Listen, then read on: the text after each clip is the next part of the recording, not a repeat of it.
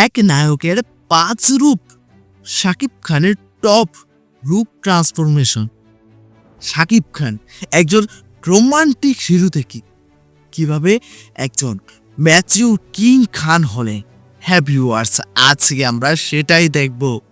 হ্যাঁ, আপনারা যদি অনেক আগের শাকিব খানের সিনেমাগুলো দেখেন, হ্যাঁ সেগুলো আপনারা ইউটিউবে পেয়ে যাবেন। যদি দেখেন তাহলে কিন্তু আপনারা অনেক কিছুই বুঝতে পারবেন।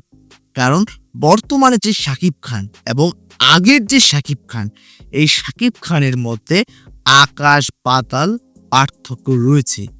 হ্যাঁ ভিউয়ার্স, আজকে আমি যে ভিডিওটার রিঅ্যাকশন দিতে যাচ্ছি সেটা ইনফ্যাক্ট বাংলা ইউটিউব চ্যানেল থেকে নেয়া। আর আজকের ভিডিওটা খুব ইন্টারেস্টিং। বাংলাদেশের সুপারস্টার মেগাস্টার শাকিব খান বর্তমানে যে পজিশনে রয়েছে, তিনি কিন্তু এমনিতে কষ্ট ছাড়া এই পজিশনে আসেনি দাদা। হ্যাঁ, তিনি এই পজিশনে আসতে তার যে ট্রান্সফরমেশন রয়েছে, তিনি কিভাবে সেগুলোকে মেনটেন করেছেন, আজকে ইন ডিটেলস সবকিছু জানতে পারবেন। এবং শাকিব খানের যে রূপ ট্রান্সফরমেশন ছিল, সেই ট্রান্সফরমেশনগুলো কতটা ভালো ছিল, ওনার কেরিয়ারে ওনার ট্রান্সফরমেশনগুলো কতটা হাত রেখেছে ওনাকে এগিয়ে যেতে। আসলে কি হাত রেখেছিল নাকি কিছু হয়নি? চলুন না আপনাদের সঙ্গে একসঙ্গে মিলে বিস্তারিত বিষয়টাকে জেনে আসি। Let's start it. বাংলাদেশি সিনেমার সব থেকে বড় নাম যদি বলা হয়, নিঃসন্দেহে এই সময়টাতে সেই নাম হলো শাকিব খান। প্রায় 25 বছরের ক্যারিয়ার, শতাধিক সিনেমা আর কোটি কোটি দর্শকদের ভালোবাসা, এই সব মিলিয়ে তিনি ঢালিউডের এক অপ্রতিরোধ্য কিং। বলেন কি? ঠিকই বলেছি খালাম্মা। কিন্তু এই সাফল্য তিনি একদিনে পাননি। সময়ের সঙ্গে সঙ্গে নিজেকে বদলে নিয়ে এবং দর্শকদের রুচি বুঝে তিনি তৈরি করেছেন নিজের একটা সাম্রাজ্য। আচ্ছা ঠিক আছে, বেশি এক্সাইটেড হওয়ার দরকার নেই। তো গাইস, আজকের এই ভিডিওতে আমি আলোচনা করব শাকিব খানের টপ 5 ট্রান্সফরমেশন, যেখানে আমরা জানবো কিভাবে একজন সাধারণ নায়ক থেকে তিনি হয়েছেন সুপারস্টার, আর সুপারস্টার থেকে হয়েছেন কিং, আর ফাইনালি কিং থেকে হয়েছেন বাংলা সিনেমার সব থেকে বড় মেগা স্টার। আমি কে? বস। लेकिन वीडियो शुरू करने से पहले चैनलটা সাবস্ক্রাইব করুন। আরে বাহ, আপনাকে থ্যাংক ইউ। শাকিব খানের ক্যারিয়ারের একেবারে শুরুটা হয়েছিল রোমান্টিক হিরো হিসেবে। তখনকার সময়ে সিনেমার গল্প মানেই ছিল প্রেম, নায়িকা এবং পারিবারিক দ্বন্দ্ব। শাকিবকে প্রথম দিকের সিনেমাগুলোতে দেখা যেত একেবারে সাদামাটা লুকে, যেমন ধরুন সিম্পল শার্ট প্যান্ট, সোজা হেয়ার স্টাইল আর খুব বেশি একটা মেকআপ ছাড়াই। এই সময়ের সিনেমাগুলোতে শাকিব খান ছিলেন দর্শকের চোখে ছোট শহরের সৎ ছেলে টাইপের কোনো একটা ক্যারেক্টার। প্রথম দিকের সিনেমা যেমন অনন্ত ভালোবাসা, কঠিন শাস্তি, ওরা সাহসী অথবা মায়ের হাতের বালার মতো সিনেমাতে আমরা দেখি কিভাবে তিনি প্রেমিক চরিত্রে দর্শকের মনে জায়গা করে নিচ্ছেন। তবে একটা বিষয় ছিল, এই সময়ে শাকিব খান খুব একটা নিজের পরিচয় তৈরি করতে পারেননি, কারণ সালমান শাহের হঠাৎ মৃত্যুর পর দর্শক এখনো তার শূন্যতা অনুভব করছিল। শাকিব খানকে অনেক সময় তুলনা করা হতো প্রয়াত নায়ক সালমান শাহের সঙ্গে। ও আই সি। কিন্তু ধীরে ধীরে এই রোমান্টিক নায়ক ইমেজের মধ্য দিয়েই তিনি দর্শকদের মনে আস্থা অর্জন করতে শুরু করেন। বলা যায় এটাই ছিল তার প্রথম ধাপ, যেখানে তিনি নিজেকে প্রমাণের সুযোগ পেয়েছিলেন।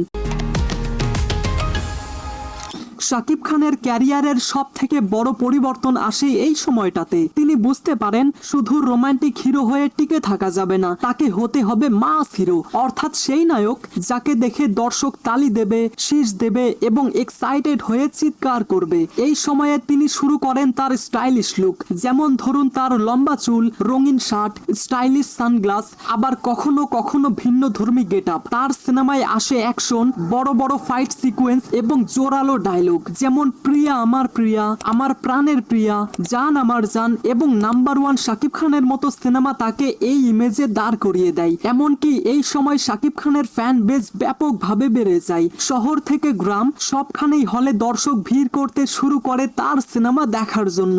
বলা যায় এখানেই তিনি পেয়ে যান সেই স্টারডামের স্বাদ, যেটা তাকে অন্য সমস্ত নায়কদের থেকে একেবারে আলাদা করে দেয়।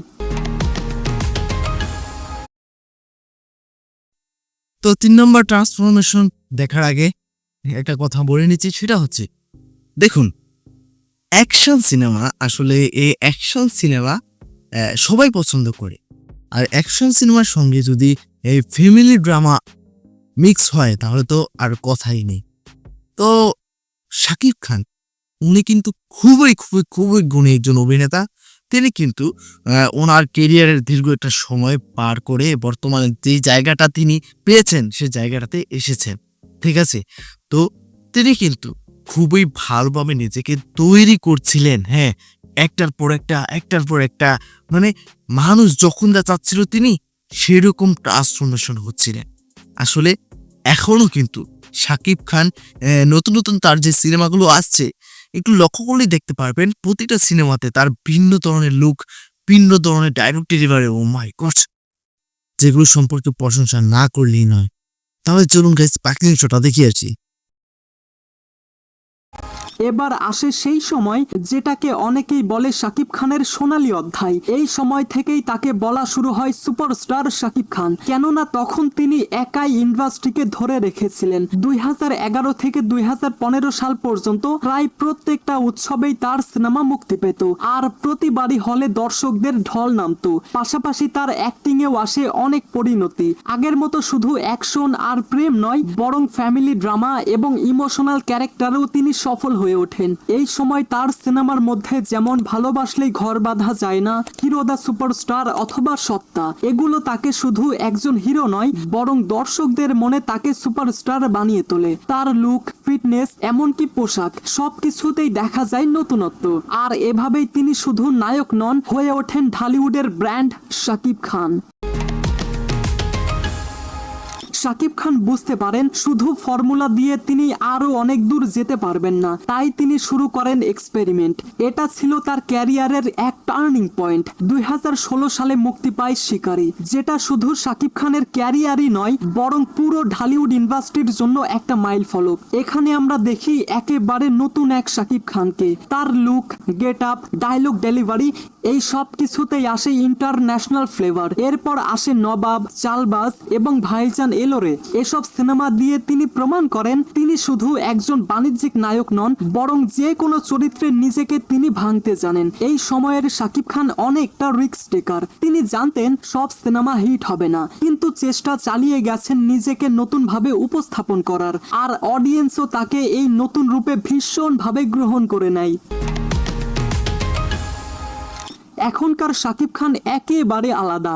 আপনি কি মানেন বর্তমানের শাকিব খান শুধু একজন বাণিজ্যিক হিরোই নন, বরং গল্পভিত্তিক সিনেমারও একমাত্র ভরসা। যেমন ধরুন প্রিয়তমা, রাজকুমার, তুফান অথবা তাণ্ডব। এইসব সিনেমায় আমরা দেখি তিনি কতটা সিরিয়াসলি নিজের ক্যারেক্টারকে নিয়ে কাজ করছেন। প্রিয়তমাতে যেমন আমরা পাই এক ইমোশনাল এবং রোমান্টিক শাকিবকে, ঠিক তেমনি আবার তুফান এবং তাণ্ডবে পাই একটা পাওয়ারফুল এবং এক্সপেরিমেন্টাল ক্যারেক্টারকে। তার লুকেও এসেছে অনেক ভিন্নতা, কখনো দাড়ি গোফে পরিণত লুক, আবার কখনো একেবারে ক্লিন শেভ এবং স্মার্ট স্টাইল। আর সব থেকে বড় কথা, এখন তিনি জানেন কিভাবে চোখের ভাষায় এবং শরীরের অঙ্গভঙ্গিতে চরিত্রকে ফুটিয়ে তুলতে হয়, আর এই পরিণত অভিনয় তাকে এখনো প্রাসঙ্গিক রেখেছে। সঠিক বলেছেন, আপনার বুদ্ধি ভালো। ওভারঅল শাকিব খানের এই 5টি ট্রান্সফরমেশন প্রমাণ করে তিনি শুধু একজন জনপ্রিয় নায়কই নন, বরং সময়ের সাথে নিজেকে বদলে নেওয়া এক শিল্পী। প্রতিবারই তিনি নিজেকে নতুন করে দর্শকদের সামনে হাজির করছেন, আর এটাই তাকে আজও ঢালিউডের অঘোষিত মেগাস্টার বানিয়ে রেখেছে। কিছু মনে করবেন না, আপনি বেশি কথা বলেন। তাইলে চাচা আজকের মতো আমি যাই, হ্যাঁ? So I hope you like this video. If you like this video then subscribe to my channel and press the bell icon. Thanks for watching guys. তো ভিউয়ার্স গণ সম্পূর্ণ ভিডিওটা তো আপনারা দেখতেই পেলেন। আশা করি আপনারা সম্পূর্ণ ভিডিওটা দেখার পরে খুবই এনজয় করেছেন, কারণ সুপারস্টার মেগাস্টার শাকিব খান, হ্যাঁ, তার ফ্যান বেজ কিন্তু শুধুমাত্র বাংলাদেশের গণ্ডিতেই নয়, ভারতেও কিন্তু রয়েছে। হ্যাঁ, দেখুন সুপারস্টার মেগাস্টার শাকিব খান কিন্তু মানুষ যখন যেটা পছন্দ করেছে বা যেই পজিশনটা চলছিল সেই পজিশন অনুযায়ী তিনি নিজেকে তৈরি করে ফেলেছেন। আর এটা কিন্তু একটা ভালো বিষয়, ঠিক আছে? একজন ভালো অভিনেতার জন্য কিন্তু এটা খুবই প্রয়োজন, তিনি কিন্তু সেটা প্রমাণ করে দিয়েছেন। তো যাই হোক ভিউয়ার্স, একটা বিষয় না হলে পারছি না, সেটা হচ্ছে যখন সুপারস্টার মেগাস্টার শাকিব খান বাংলাদেশ থেকে ভারতের গুন্ডিতে এসে সিনেমা করলো, ফার্স্ট সিনেমা, সেটা হচ্ছে শিকারি। এই সিনেমাটার পর থেকে শাকিব খানের যে লুকস সেটা পুরো চেঞ্জ। তো সেই জায়গা থেকে আমি আমাদের ভারতের কলকাতার যে মেকারগুলো রয়েছে ওনাদেরকে থ্যাঙ্কস জানাচ্ছি। ঠিক আছে, আপনারা একজন ভালো অভিনেতাকে সিলেক্ট করেছিলেন সে সিনেমাটার জন্য। আর তিনি কিন্তু এই শিকারি সিনেমার আগে থেকেও বাংলাদেশের সুপারস্টার। ঠিক আছে, তো আমার কথাটা একটু মনোযোগ সহকারে শুনবেন, কেউ ভুলভাল নেবেন না। সেটা হচ্ছে সুপারস্টার মাইক্সার শাকিব খান যখন শিকারি সিনেমাটা করলেন, শিকারি সিনেমাটার মধ্যে ওনার যে লুকটা আসে সেটা কিন্তু টোটালি ডিফারেন্স। ঠিক আছে, টোটালি এই লুকে আগে শাকিব খানকে কখনো কেউ দেখেনি। তার সাথে সেই সিনেমার গানগুলো কিন্তু খুবই বেশি জনপ্রিয়তা পায়। এর পরবর্তীতে কিন্তু শাকিব খান ভারতে অনেকগুলো সিনেমা করেছেন। এর মধ্যে ভাইজান সিনেমাটা সম্পর্কে আমি একটু বলতে চাই, কারণ ভাইজান সিনেমার কয়েকটা গান রয়েছে যেগুলো এখন আমার মনে আছে। সেই গানগুলো মনে থাকবে নাই কেন বলুন?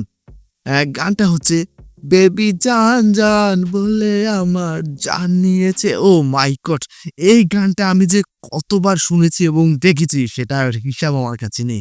কি যে দারুণ ভিডিওগ্রাফি ছিল, তার সঙ্গে মিউজিক এবং শাকিব খানের লুক, আমার কাছে মনে হয়েছে আমি বলিউডের কোনো গান দেখছি। তো যাই হোক ভিউয়ার্স, এই বিষয়ে বলতে গেলে ভিডিওটা অনেক বেশি লং হয়ে যাবে। তো আজকে সম্পূর্ণ ভিডিওটা আপনাদের কাছে কেমন লেগেছে অবশ্যই কমেন্ট করে জানিয়ে যাবে। আর যদি ভালো লেগে থাকে আপনারা চাইলে কিন্তু আমার এই চ্যানেল সাবস্ক্রাইব করতে পারেন। তো অনেকদিন পর আজকে ভিডিও নিয়ে আসলাম। ব্যক্তিগত কিছু সমস্যা ছিল যার ফলে রেগুলার ভিডিও নিয়ে আসতে পারিনি, তার জন্য আমি আন্তরিকভাবে দুঃখিত গাইস। এখন থেকে আবারও রেগুলার ভিডিও আসবে এবং আপনারা অবশ্যই কমেন্ট সেকশনে ভিডিও সাজেস্ট করে যাবেন। তো ভিউয়ার্স, এতক্ষণ আমি রুবায়েত ছিলাম আপনাদের সঙ্গে, আর আপনারা দেখছিলেন show with Rubayet YouTube channel.